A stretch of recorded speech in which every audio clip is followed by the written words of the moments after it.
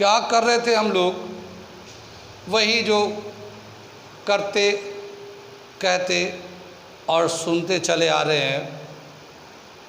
मैं साबिर अली और आप देख रहे हैं ILCC अली क्लासेस, और हम लोग कर रहे हैं फिज़िक्स क्लास 11th वेव। और हम लोग करेंगे आज standing wave when one end of the pipe is closed, तो उसको करने जा रहे हैं। ठीक है, बहुत सारे टॉपिक्स हम लोग कर चुके हैं, उसके आगे का देख रहे हैं। तो हेडिंग डालता हूँ मैं,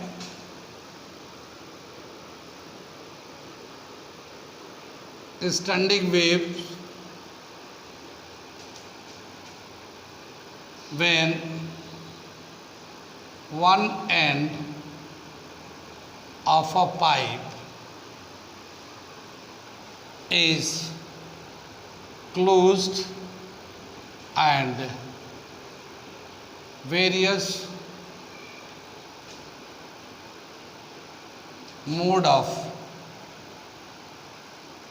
vibration,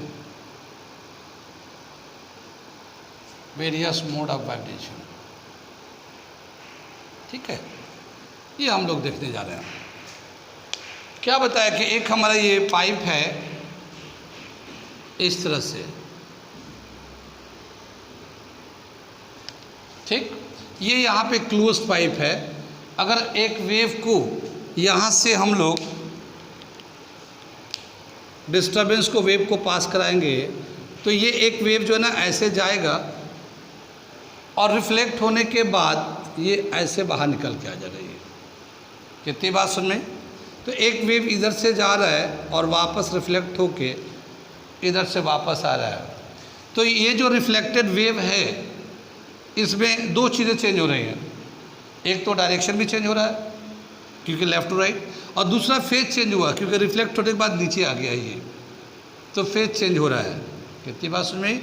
तो ये ऐसा ही हो गया जैसे reflection by fix end, reflection by fixed end का डायग्राम हो गया। कैसे लिखेंगे इसको? When a wave is travelling from left to right, it can be written as y is equal to a sin 2 pi upon lambda vt minus 6। ये equation 1 कर दिया, ठीक है ना। After reflection by fixed and, ठीक है, it can be written as y dash is equal to minus a sin 2 pi upon lambda vt plus x। ये दूसरा हो गया वेव। कितनी बात सुन में? ये हम लोग ऑलरेडी बता चुके हैं। रिफ्लेक्टेड वेव का ये माइनस हो गया, फेज चेंज की वजह से, डायरेक्शन पे ही हो गया। अब ये क्या बताया कि जब ये दोनों वेव एक दूसरे को ओवरलैप करेंगे, तो एक वेव इधर से जा रहा है, एक इधर से आ रहा है, तो ये एक स्टैंडिंग वेव बनाएंगे। और ये जो स्टैंडिंग वेव होगा, इसका जो रिजल्टेंट एम्पलीट्यूड होगा वो कितना होगा? तो रिजल्टेंट एम्पलीट्यूड निकाल रहे हैं, resultant amplitude is equal to y is equal to y double dash is equal to y plus Y dash. ये हम लोग प्रिंसिपल ऑफ सुपरपोजिशन के हिसाब से बताते हैं।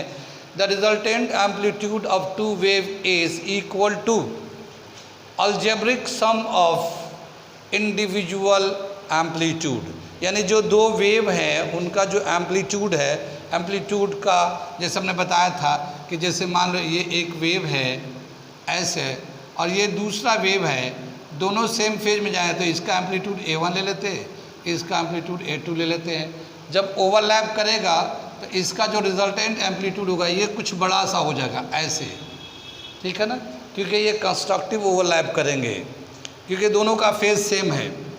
और अगर अपोजिट होता तो डिस्ट्रक्टिव ओवरलैप होता। कितनी बात सुन में, तो उसका अलग होता।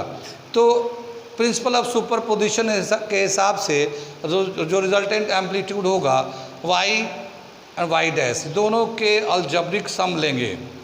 पॉजिटिव है तो दोनों ऐड हो जाएंगे, और एक पॉजिटिव एक नेगेटिव है तो उनका डिफरेंस निकाल लेंगे, जैसे अलजेब्रा में करते हैं हम लोग। ठीक है, और अब हम लोग इसको वहाँ लिखेंगे। कितनी बात समझ में आई?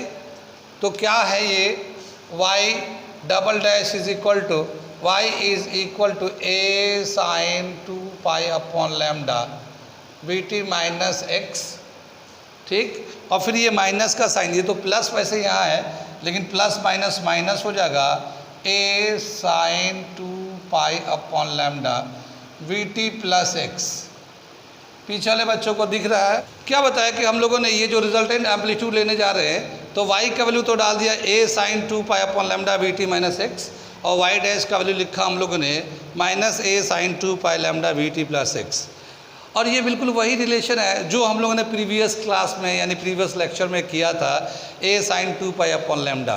और इसका जो रिजल्टेंट एम्पलीट्यूड आता है वो हम लोग लिखेंगे y double dash is equal to minus 2a sine 2 pi upon lambda into x cos 2 pi upon lambda into bt। आ रहा ग्रीन कलर का दिख रहा है पीछे वाले बच्चों को? ठीक है, ये वही है जो हम लोगों ने कल किया था और उसको हम लोग डायरेक्ट यूज़ कर रहे हैं। आज हम नहीं डिराइव नहीं कर रहे, डायरेक्ट यूज़ कर रहे हैं। कितनी बात सुन में? तो ये रिजल्टेंट एम्पलीट्यूड हो गया जब हम दोनों वेव के एम्पलीट्यूड को ऐड करेंगे। तो आगे चलते हैं। यहाँ पे इधर से मैं थोड़ा सा मिटाता हूँ, मोड ऑफ वाइब्रेशन भी मिटा दे रहा हूँ, फिर जब मैं आगे कराऊंगा तो फिर से लिख दूंगा। तो ये मैं मिटा रहा हूँ। ओके,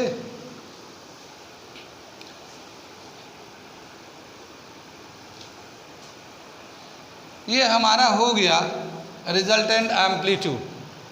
क्या बताया हमारा कि अगर हम लोग यहाँ से अगर x यहाँ से लेते हैं, x is equal to 0, starting point यहाँ से लेते हैं, ठीक है, और यहाँ से लेते हैं x is equal to l।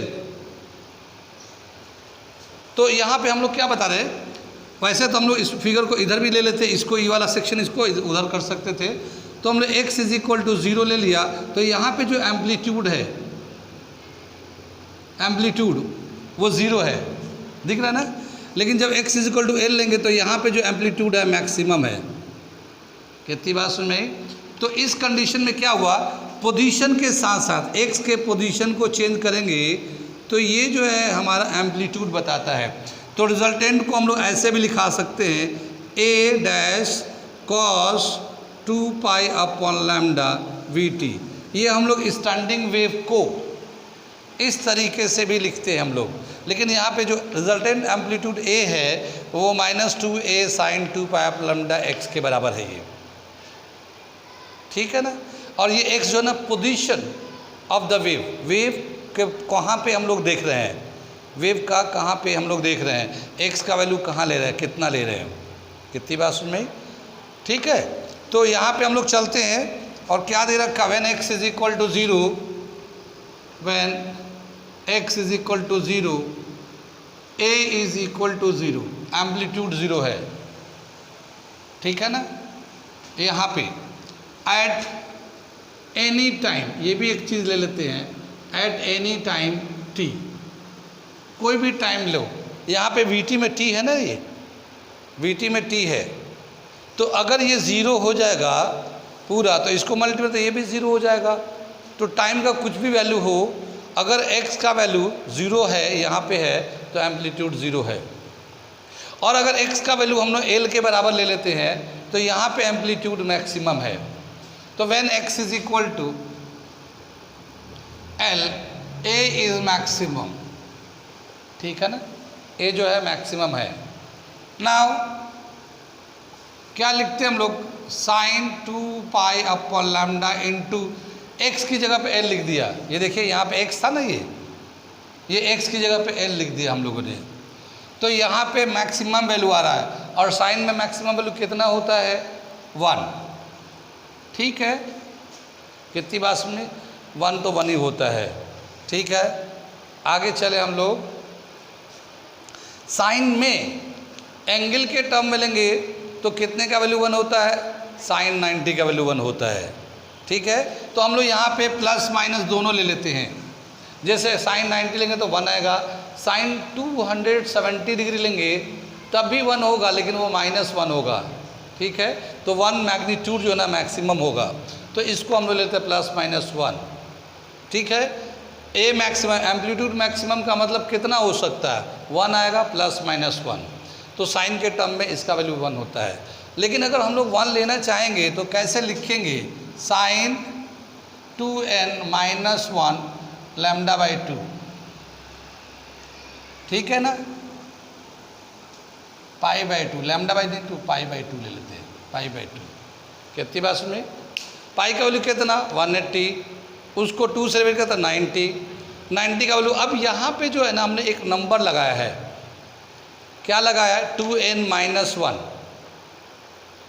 अगर हम लोग n का वैल्यू 1 लेते हैं तो 2 - 1 आ जाएगा, और π/2 यानी 90 हो जाएगा, साइन 90 हो जाएगा, तो 1 आ जाएगा। अगर हम लोग n का वैल्यू 2 लेते हैं तो 2 × 2 = 4, 4 में से 1 माइनस किया 3, और ये है 90 को 3 से मल्टीप्लाई करेंगे 270 -1। ठीक है, अगर हम लोग 3 ले लेते हैं तो 3 लेंगे तो 6 -1 5 × 90। ठीक है ना, कितना हो जाएगा 45, 450 360 को उसमें से माइनस कर लेते हैं तो 90 डिग्री बचेगा। 450 में ये जो 5/4 है, 5/4 आ जाएगा, ये बात समझ रही है, तो ये 1/4 आ जाएगा ये, तो एक पूरा कंप्लीट सर्किल 2π आ जाएगा। या हम इसको ऐसे दिखाते हैं, कितना बताया तुमने 450 मतलब 360 को माइनस कर देंगे तो कितना बचेगा 90, 360 2π, तो इसमें से 450 से 2π माइनस करेंगे तो 90 डिग्री, 90 फिर साइन में 90 मैक्सिमम हो जाएगा। और क्या इसका मतलब हुआ कि एक बार ये जो है पूरी सर्किल लगाया 2π के बराबर हो गया, अब फिर 2π के बाद जो वैल्यू है वो इसमें फर्स्ट वाले क्वाड्रेंट में आ जाएगा, यहाँ पे आ जाएगा। तो ऐसे हमेशा या तो 90 आ रहा होगा या -270 आ रहा होगा, 270 आ रहा होगा, तो साइन 90 आएगा तो +1 हो जाएगा, और 270 आएगा तो -1 हो जाएगा। तो इसके हिसाब से इसको हम लोगों ने अरेंज कर दिया। कितनी बात समझ में आई, दोनों साइन है तो इसका जो एंगल है वो भी एंगल के बराबर कर देंगे। कितनी बात समझ में, और जब एंगल को बराबर करेंगे तो क्या मिलेगा, 2π λL = 2n-1 π/2। पाई से पाई कैंसिल हो जाएगा ये, और लैम्डा को उधर जाने देते हैं, ठीक है ना, और ये 2 को भी उधर जाने देते हैं, तो क्या मिलेगा 2n-1 / λ/4। ये हमारा लैम्डा वेवलेंथ, ये लैम्डा ना, ये वेवलेंथ है जो वेव यूज़ कर रहे हैं, और ये लेंथ ऑफ द पाइप, इस पाइप का लेंथ कितना है, इनका आपस में रिलेशन आ गया।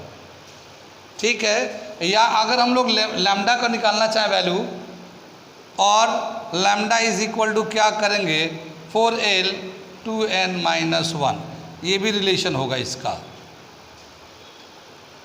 कितनी बात में, लेंथ के टर्म में 2n-1 λ/4, या अगर लैम्डा निकालना चाहते हैं तो 4l / 2n-1, ये वैल्यू आ जाएगा। कितनी बात में, तो ये एक हमारा रिलेशन आ गया वेवलेंथ का और लेंथ ऑफ द पाइप का। यही हम लोग उसमें ड्राइव करना चाह रहे थे कि जो भी मोड ऑफ वाइब्रेशन है उसको सारे कंडीशन को देखते हुए length of the pipe and wavelength of the wave, यानी जो वेव यूज़ करे उसका वेवलेंथ के बीच में क्या रिलेशन है वो हम लोग निकाल लिए यहाँ पे। अब आगे ये हो गया हमारा, आगे चलेंगे हम लोग लिखेंगे मोड ऑफ वाइब्रेशन। ये हो गया स्टैंडिंग वेव के हेल्प से wavelength and length of the pipe का रिलेशन। अब आगे जाएंगे तो हम लोग निकालेंगे मोड ऑफ वाइब्रेशन। तो आगे चलते हैं, अगला टॉपिक उस पर लिखा था ना मैंने शुरू में ही, मोड ऑफ वाइब्रेशन। तो अब हम लोग मोड ऑफ वाइब्रेशन लेने जा रहे हैं। ठीक है, ये दे रखा है मोड ऑफ वाइब्रेशन, ठीक। क्या बताया, n का वैल्यू 1 लेते हैं, when n is equal to 1, यहाँ पे n है ना, ये n इज इक्वल टू 1, इसको जब 1 लेते हैं तो इसको हम बोलते हैं first mode of vibration, first mode of vibration, ठीक।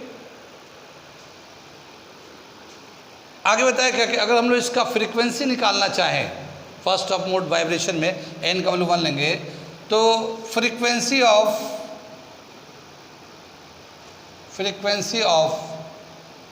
First mode of vibration, first mode of vibration, nu one is equal to v upon lambda 1 ले लेंगे,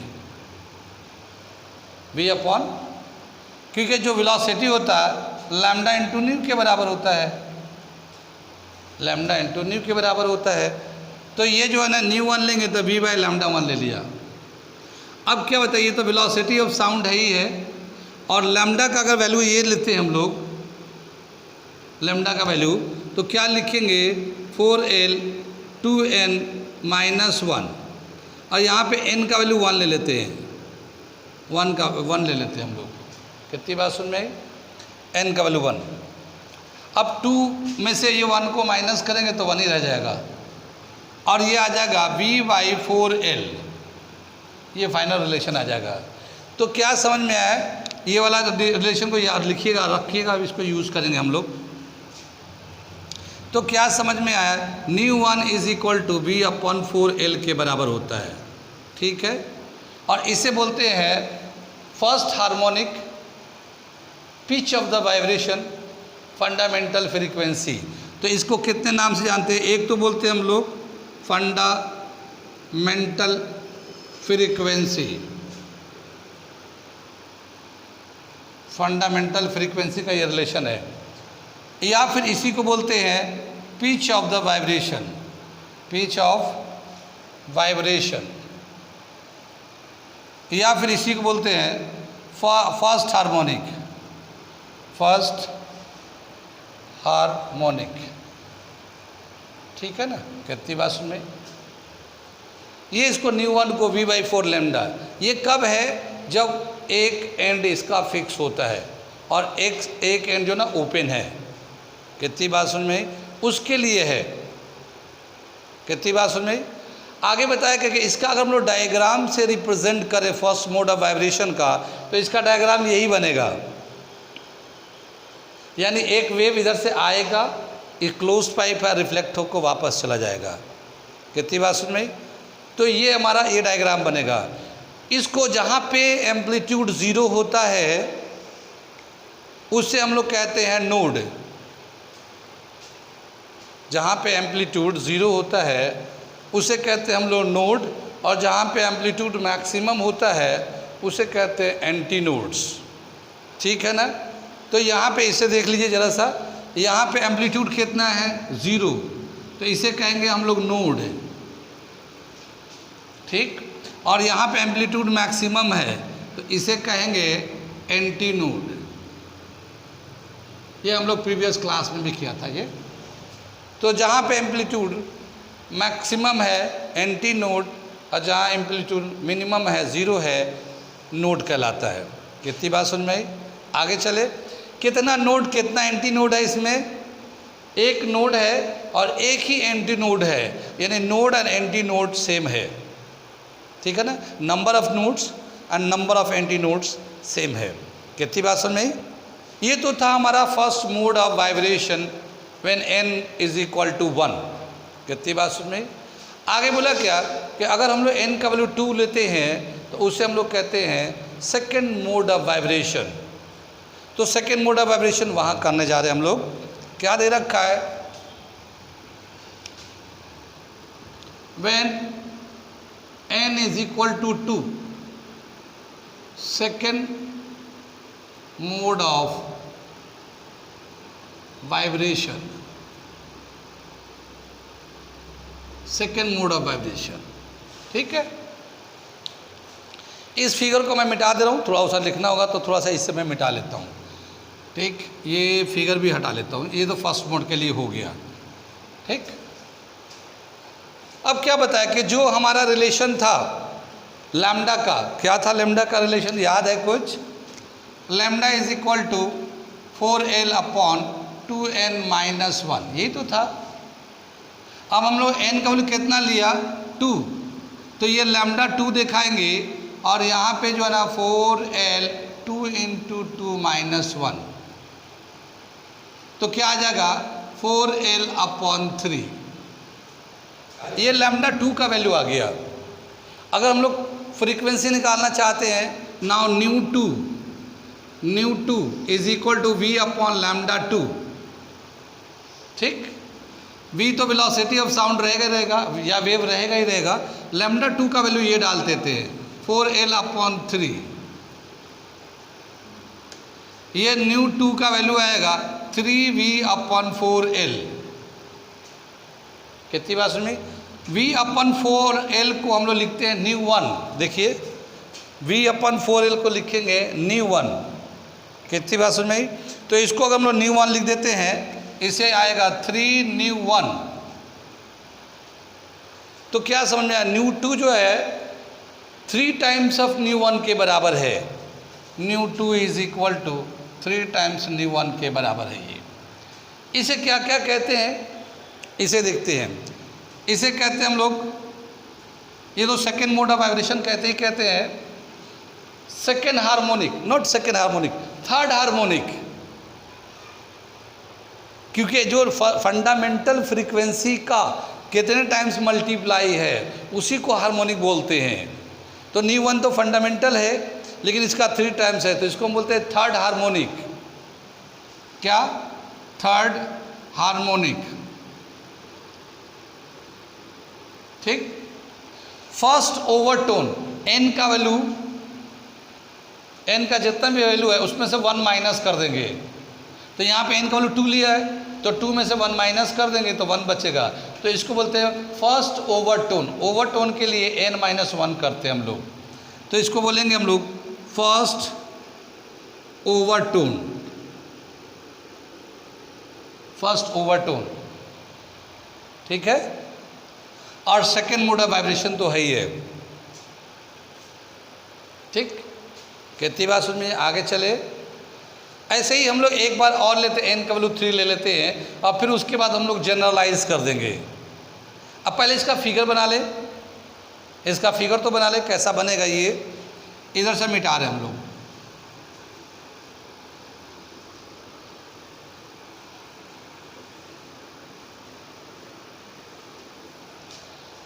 इसका फिगर जब बनाएंगे तो क्या होगा, ये हमारा एक एंड जो है ना क्लोज्ड है, ठीक है। और इसमें हम लोग देखा है कि जितने नोड्स होते हैं उतने ही एंटी नोड्स होते हैं, देखा था ना।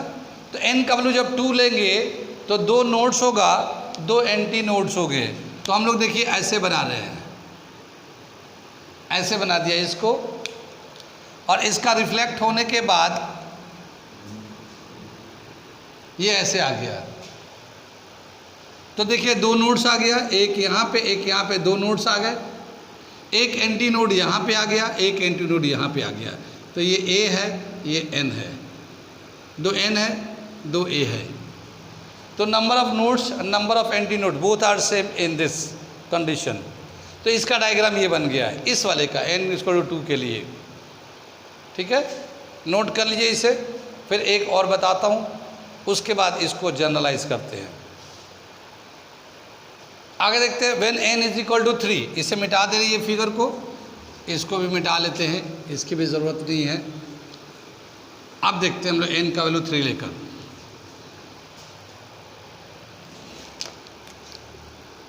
व्हेन n=3, इसको हम लोग बोलेंगे third mode of vibration. Third mode of vibration, ठीक। तो यहाँ पे हम लोग लैम्डा, अगर लैम्डा 3 लेते हैं तो क्या आ जाएगा 4l/3 2n-1। ये lambda is equal to 4l n-1 है ये। तो लैम्डा 3 अगर लेते हैं n का वैल्यू 3 लेकर तो ये हो गया 2 × 3 - 1, ठीक है, 4l/5। और फ्रीक्वेंसी निकालते हैं ये ν3 is equal to v/λ3। v तो v है, लैम्डा 3 की जगह पे 4l/5 डाल दिया। 5 को ऊपर ले जाएंगे तो 5v/4l। ये जो है फंडामेंटल फ्रीक्वेंसी के बराबर है, ν1 के बराबर है। तो इसे लिख सकते हैं 5ν1। कितनी बात समझ में आई? ये दे रखा हमारा। तो क्या समझ में आया कि जो थर्ड मोड ऑफ वाइब्रेशन है इसको हम लोग बोलते हैं फिफ्थ हार्मोनिक। फिफ्थ हार्मोनिक क्योंकि फंडामेंटल फ्रीक्वेंसी का 5 टाइम्स है। तो क्या बोलेंगे? Third mode of vibration, third mode of vibration, fifth harmonic, fifth harmonic, ठीक है। सेकेंड ओवरटोन, सेकेंड ओवरटोन जगह, क्यों? क्योंकि n3 है, 3 में से 1 माइनस कर देंगे, जितना बचेगा वही ओवरटोन का सेकेंड ओवरटोन। ये सब कहलाएगा इसको। इसका अगर हम लोग डायग्राम से रिप्रेजेंट करते हैं इसको तो कैसे करेंगे? ये हमारा एक क्लोज्ड पाइप है ये,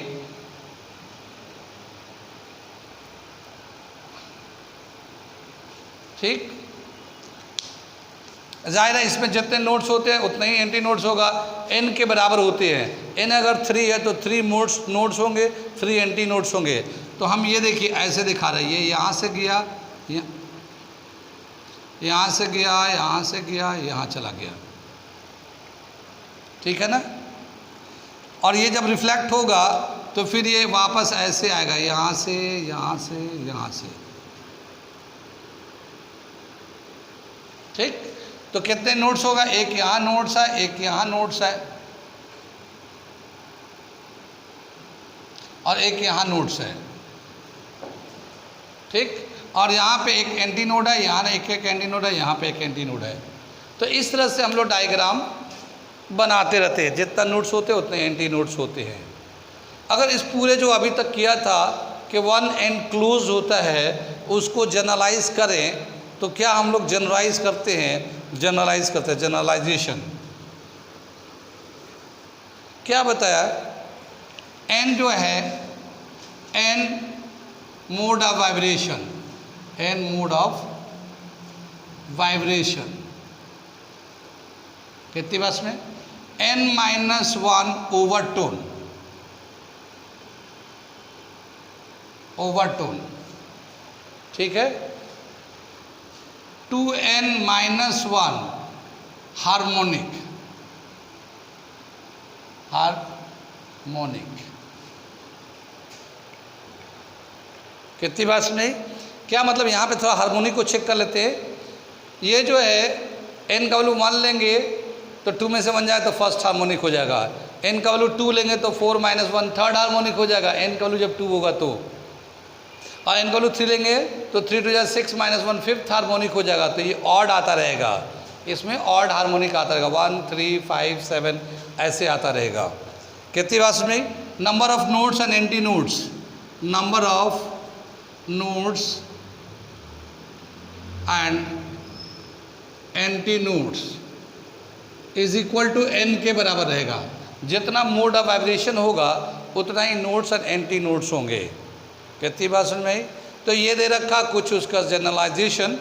और हमारा जो लैम्डा लेंथ का जो रिलेशन है, lambda is equal to 4l 2n-1, ये इसका लैम्डा का लेंथ ऑफ द पाइप का रिलेशन है। ये एक हमारा जनरल रिलेशन हो गया जब 1 एंड क्लोज होता है। तो कहाँ कहाँ समझ में नहीं आया?